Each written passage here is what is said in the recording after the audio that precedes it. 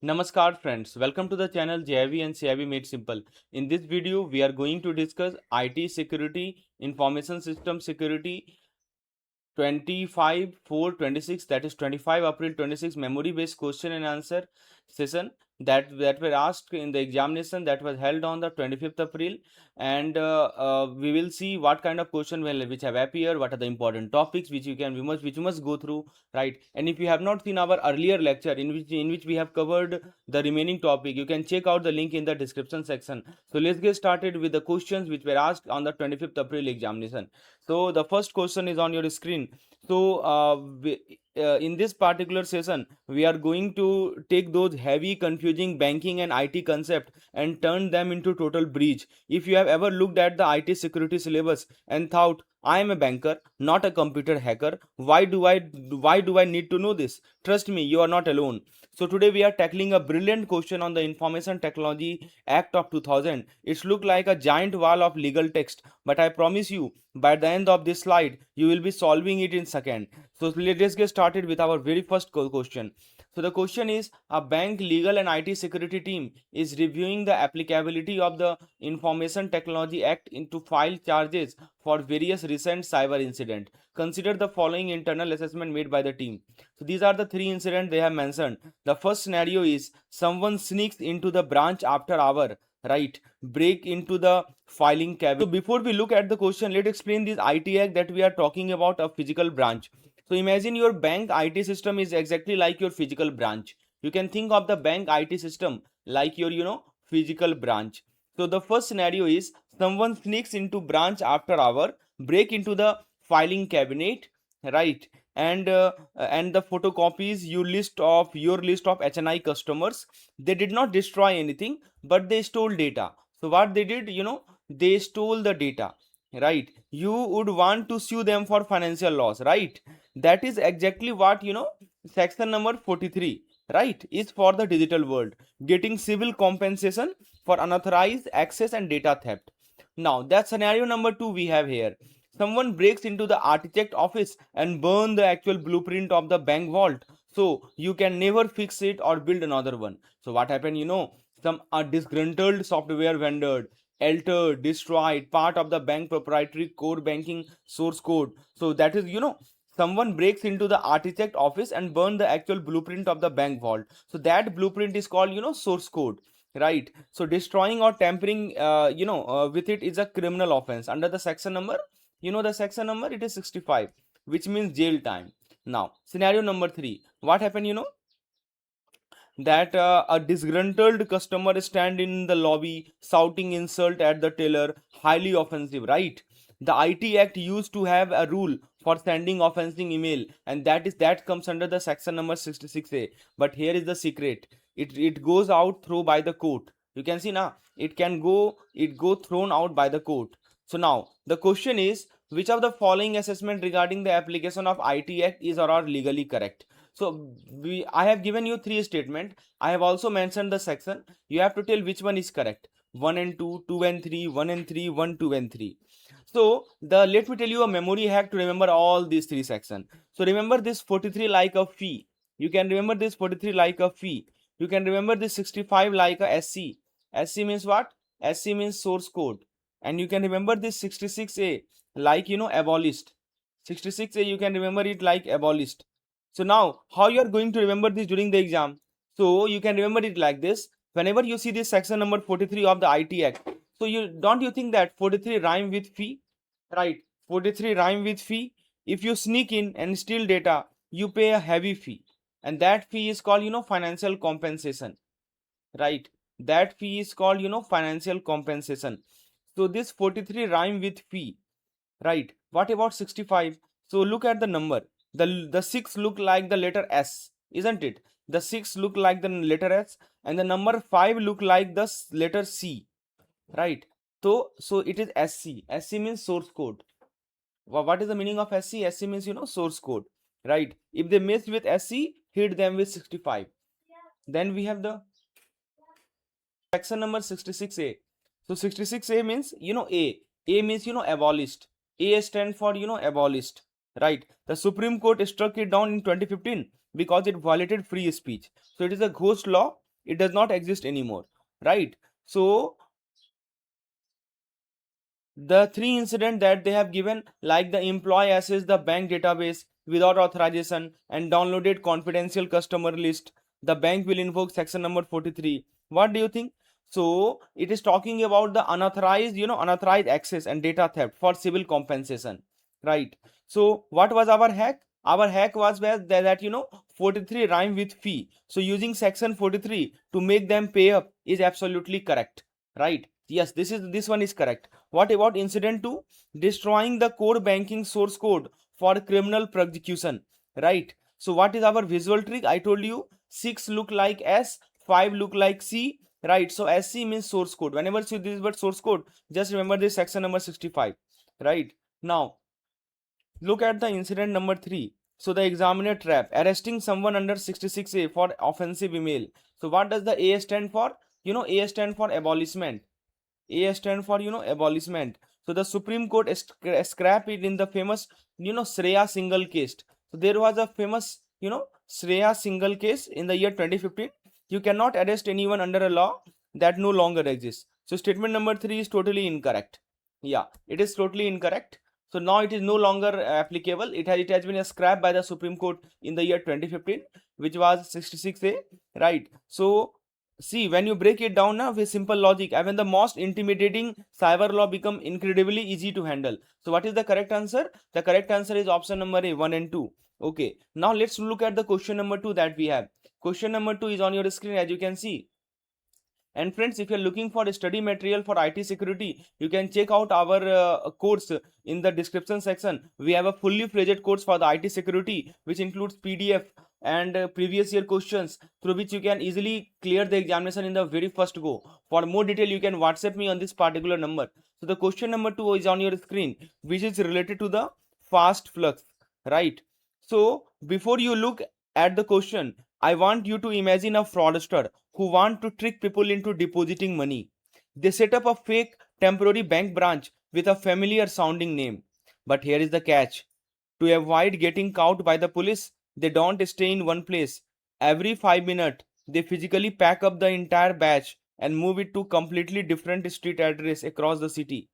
By the time the police raid the first address, the fake branch is already gone. In the digital world, this fake branch name that we have just discussed, this fake branch name is the website domain name. This is called the website domain name. And the street address, what we call it? Street address is called the IP address, right? So cyber criminal will use a technique to rapidly rotate the IP address associated with a single malicious domain name, so our bank security firewall cannot pin them down. So this constantly shifting infrastructure make it incredibly difficult for security team or firewall to block the attack based on IP address alone.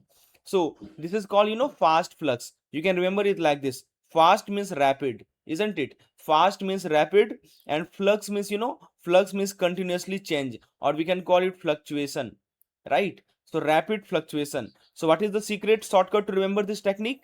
Think of the word fast flux. Fast means rapidly, quickly changing, and flux means continuously change or movement. So whenever you see a question talking about an IP address changing every few minutes to hide malicious infrastructure, just think of the fast flux. Now let's come back to this question. What is happening here? A bank security operations center, that's called SOC, right? They detected that a newly identified phishing website designed to steal customer net banking credential, right, is hosted on a domain that changes its associated IP address every few minutes. The IP address belong to hundred of compromised home computer around the world, right? What is the name of this evasion technique? So basically what they are doing, they are asking you to tell me the name of the evasion technique, right, used by the botnet operator to hide their malicious infrastructure. DGA, DNS, fast flux, man in the browser. So remember, the huge clue in the question is changes its associated IP address every few minutes. You can see the point is changes its associated IP address every few minutes. That is the huge clue that they have provided, isn't it?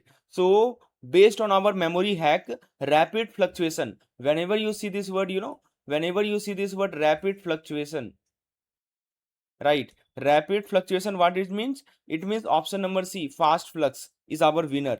So cyber criminal, they use fast flux as a DNS technique to hide phishing and malware delivery site by utilizing a botnet of compromised host acting like a proxies. So let's dismiss the wrong answer. The first option they have given is the DGA. You know what is DGA? It stands for domain generation algorithm. As the name suggests, it dynamically generate domain name. So they generate the domain name. It does not generate the IP address. What they do? They generate the domain name. That's called DGA. Second option they have given is the DNS cache poisoning. So this is when hacker trick the system to redirect legitimate traffic to a fake IP. So how they trick the system? They redirect the legitimate traffic. They direct the legitimate traffic to a fake IP. Right? Think of this like a bad actor turning the city road sign around to point you to their fake branch instead of the real one. And the last one is the man in the browser. That's called MITB. So this is actually a Trojan. This is actually a Trojan that infect a web browser to modify the transaction. That's like a spy sitting right inside your customer house. So now we can confidently lock in the option number C. And there you have it. Complex IT security made incredibly simple. When you connect the jargon to the real world banking, there is no question you cannot tackle, right? So now do hit the like button and do subscribe the channel if you really think that this is adding value to your preparation. Now the next topic we have is regarding the hardware testing. So let me tell you the basic concept behind the question. So friends, before we look at the question, let's imagine that you are guarding a massive steel bank vault, right? You are guarding a steel bank vault. A normal thief, a normal thief, they might try to pick the lock or guess the combination code. But a really clever, sneaky thief does something else entirely. They don't touch the lock. Instead, what they do, that particular thief, they press a stethoscope. They press a stethoscope against the side of the vault door and just listen. They listen for the tiny click of the gear turning. They might even measure the temperature of the wall door. So we are talking about, we are talking about the wall door. They are not attacking the lock directly. They are gathering secret clues from the environment around the vault to figure out the combination. So in the world of IT security, hardware like, you might heard the name of, hardware security module, right? So there are some hardware security module, or in short we call them, HSM, right? So in the world of IT security, hardware like our HSM are those vault, right? These are those vault. When hacker cannot crack the software password, they get physically close to the machine and listen to it. Yeah, since they are not able to crack the password, they get physically close to the machine and listen to it. They measure how much electricity the machine is using. They measure how much electricity the machine is using, or the tiny electromagnetic wave it give off when it is processing the secret key. This is very specific type of physical attack. This is very specific type of physical attack. So how to remember it? So you can remember it like this, side channel, side channel, right? So listening through the sidewall, power, sound, heat means side clues, right? So remember this like this. So how we are going to remember this for the exam? It is all about the side door.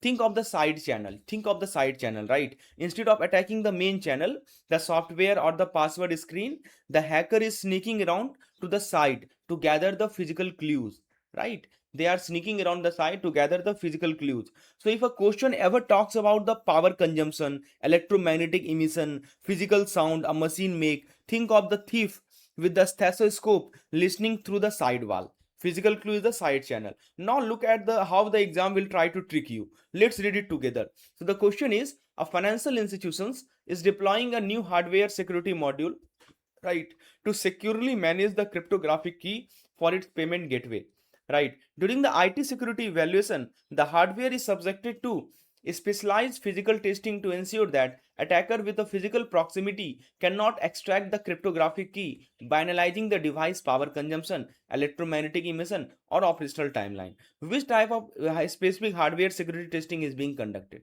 So look at the huge clue in the question. The first clue they have given is, is the physical proximity. Second clue they have given is, analyzing the power consumption. As you can see, they have mentioned here, analyzing the power consumption. Third clue they have given is the electromagnetic emission. So, they are listening to the machine physical clue, isn't it? They are listening to the machine physical clues, right?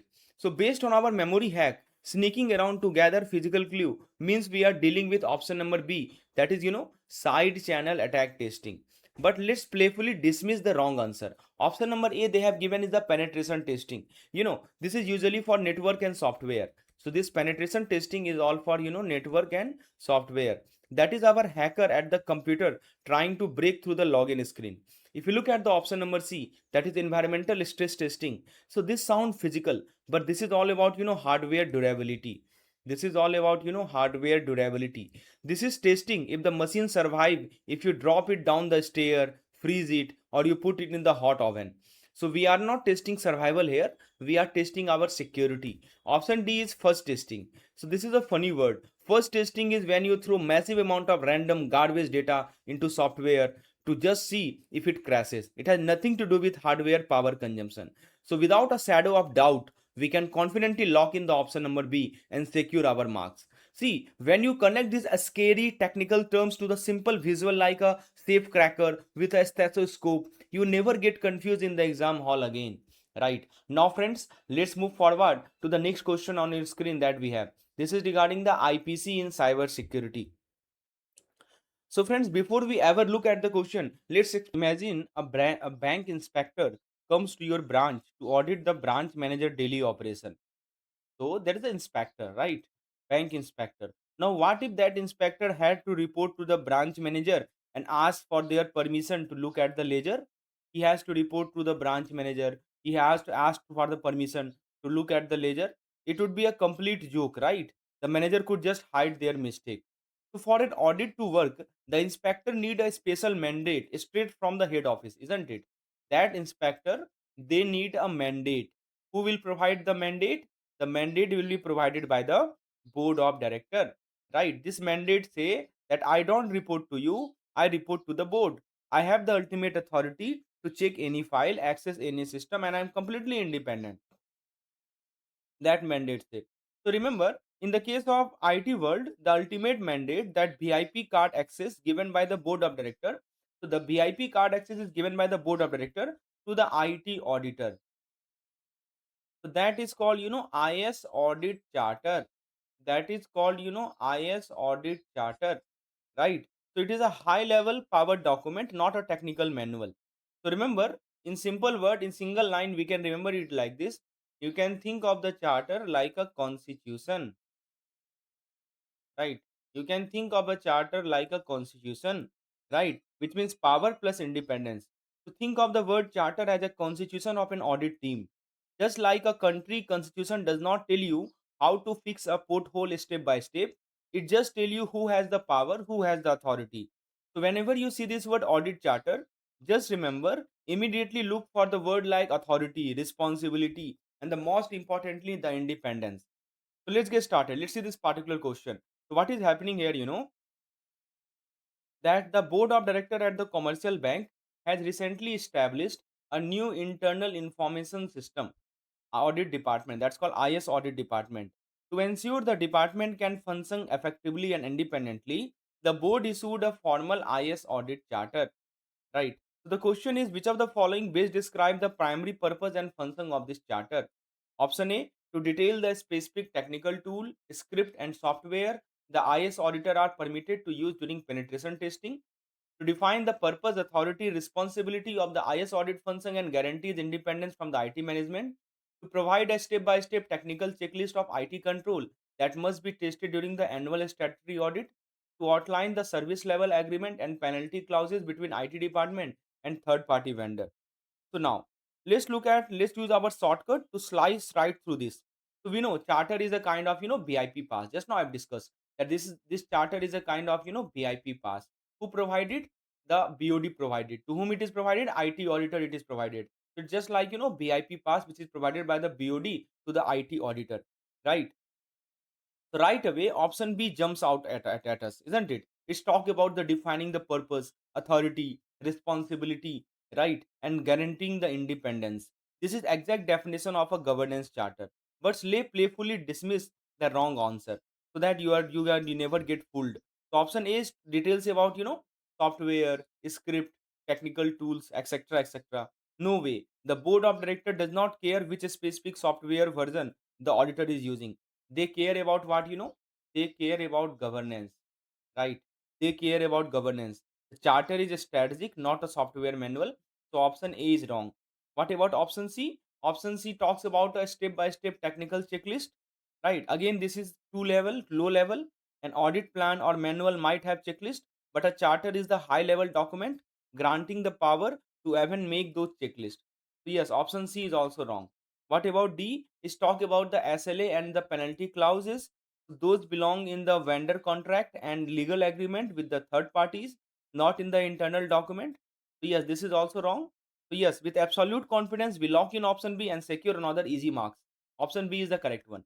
So how easy that was. When you connect this dry technical term to the real world banking logic, the exams simply cannot trick you. Now let's look at the next concept that we have, which is related to the, here we are looking at the vault door versus the branch rule book, right? So before we look at the question, let's explain the difference between the IT security and the ISMS, right? Using a simple physical branch analogy. So let me explain it here. You can think of the IT security, right? You can think of the IT security as an actual tool you buy. So you can think of this like a tool you buy to protect the branch, isn't it? The heavy steel vault door, the CCTV camera, the burglar arm, right? That represent your technology, right? Your firewall, antivirus, and encryption, etc. But who decide which employee get the key to that vault? Yeah, who decide that which employee get the key to that vault? What is the procedure if an employee loses the key? Suppose if employee loses the key, what is the procedure? Did the security guard pass a background check before they were hired? So that entire overarching rule book, the management of the people, the procedure, the vault door, based on the actual risk your branch face, right? So this entire, this entire rule book, right? The management of the people, the procedure, the vault, right, is called, ISMS, right? The this called, ISMS. So IT security is just the tool. IT security is just the tool, right? ISMS in the entire master framework that orchestrates everything, right? This is the entire master framework, isn't it? That orchestrates everything. So the memory hack is like this. So whenever you see this IT security, you can think of the tech tool. You can think of the tech tool, right? And whenever you think about ISMS, you can think of PPT, which means people, process, and technology. People, process, and technology. So, what is our secret shortcut to remember this during the exam? So, just remember IS security equal purely tech tool. IS security means purely tech tool, right? And ISMS equal, PPT, which stands for people, process, and technology. PPT, people, process, and technology. So, whenever you see this word system in the information security management system, right? Whenever you see this word system, think of the big picture. It manages the whole PPT, not just the technological slice. Now let's come back to this question. The question is like this. Go to the question. A bank is attempting to improve its overall security posture to comply with RBI guideline. The IT infrastructure team purchased next generation firewall, install advanced endpoint detection software, enforce a strict password policy across all Active Directory. Meanwhile, the Chief Information Security Officer called CISO is drafting an information security management system. What is the fundamental difference between IT security measure implemented by the infrastructure team and ISMS being drafted by the CISO? So basically, the question is asking you the difference between IT security and the ISMS. So first option they have given that IT security focuses on physical security guard and facility lock, whereas ISMS deal strictly with cyber security software configuration. B says that IT security protect the electronic consumer data, while ISMS is only concerned with protecting physical paper record. C says that IT security focus solely on technological safeguard, whereas ISMS is a comprehensive governance framework encompassing people, process, and technology. D says that IT security is a mandatory regulatory requirement, while ISMS is an optional internal document used only for employee onboarding? Very good question it is. So now let's apply our PPT shortcut to slice right through it. We know IT security is just the technology. Whenever you see this about IT security, it's just the technology. And the ISMS is the big picture, which is called PPT, people, process, and technology. So let's look at the option number C. It perfectly matches our PPT memory hack, isn't it? The infrastructure team, this infrastructure team, what they are doing? They are handling the tech, right? The infrastructure team, they are handling the tech, which means firewall, endpoint software, while the CISO ISMS is the comprehensive governance framework based on the organizational risk, right? So option C is definitely our correct answer, right? What about option A? Option A halt option A. This has it completely backward, right? IT security focus on the cyber tech. It's talk about IT security focus on the physical security guard. No, no, no, that's wrong. It focus on the cyber tech. What about B? B says that ISMS protect, it talk about the why ISMS is only concerned with protecting the physical paper record. No, no, no, that's wrong, because ISMS protect all the information asset, both digital as well as physical, not just the paper ledger. And what about option D? So you are calling ISMS just an optional onboarding document. That's wrong, right? It is a massive understatement. It's a critical comprehensive organization framework. See how simple that become when you break it down into everyday branch logic. The exams organ simply cannot trick you when you know the secret shortcut, right? So just write in the chat box ISMS PPT. You will remember it forever. Just write in the chat box right now ISMS PPT. Now, friends, let's switch our focus to the next question that we have. So before we look at the question, let's talk about what RFID actually is. Have you ever used a FASTag at the tool booth or just tapped your debit card on a POS machine without swiping it? That magic beep happened because of RFID. That's called, radio frequency identification. You know what it does? It uses invisible radio wave to talk to machine.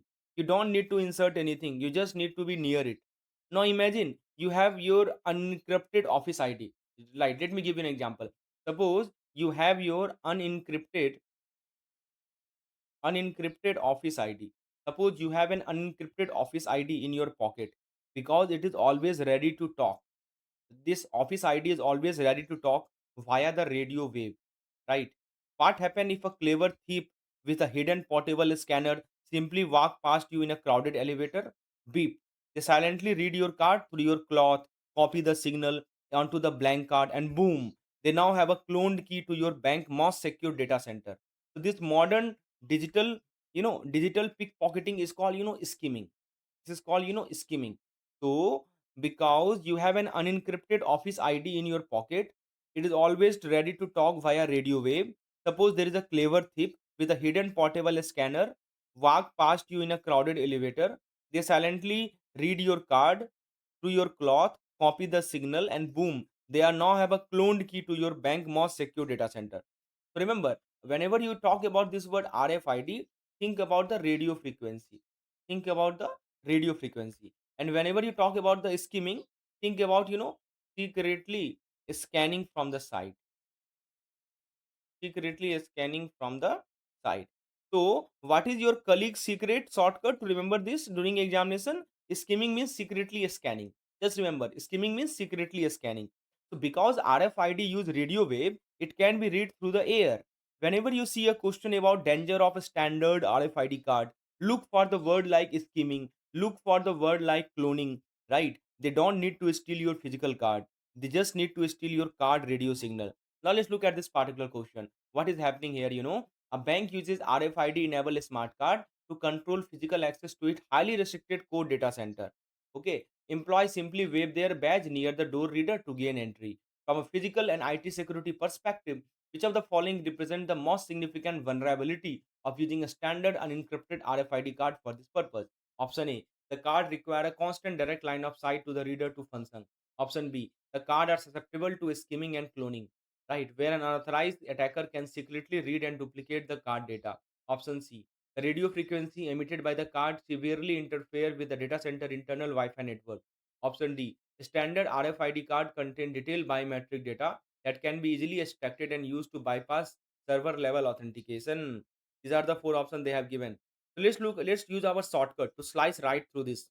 We know that a standard RFID card broadcasts their information via radio wave, isn't it? They broadcast their information via radio wave, making them vulnerable to our digital pickpocket. So option B, which clearly mention skimming, which clearly mention, cloning, right? So from a short distance, fit our memory hack perfectly. So yes, this is the correct answer. What about option A? Is talk about the line of sight. Yeah, if you look at the option is talk about the line of sight. So this is totally wrong. Barcode need a line of sight. Radio wave can go through your wallet and cloth. No line of sight is required in the case of RFID, which is a kind of radio wave. What about option C? Option C talks about the Wi-Fi interference. As you can see, they have mentioned. So don't let this distract you. RFID and Wi-Fi operate on completely different radio frequency. It's like listening to two different FM radio stations. They don't mess with each other, right? And what about option D? Option D is talking about the biometric data, right? A standard simply RFID card just transmit a basic ID number. It does not hold heavy complex data like your fingerprints. Yes, option D is also wrong. So with absolute confidence, we can lock in option B and secure another easy marks. So B is the correct answer here. So see how simple that become when you break it down into everyday banking logic. The exam jargon simply cannot trick you when you know the secret shortcut. So friends, we have some more questions available which we will discuss in our paid course. If you want to get access to them, just enroll in our course. It is hardly cost 300 rupees for the entire course. You can WhatsApp me on this particular number, or you can check out the link in the description section. And if this trick help you to memorize the concept, do hit the like button, do subscribe the channel for more videos. Thank you. Have a very nice day.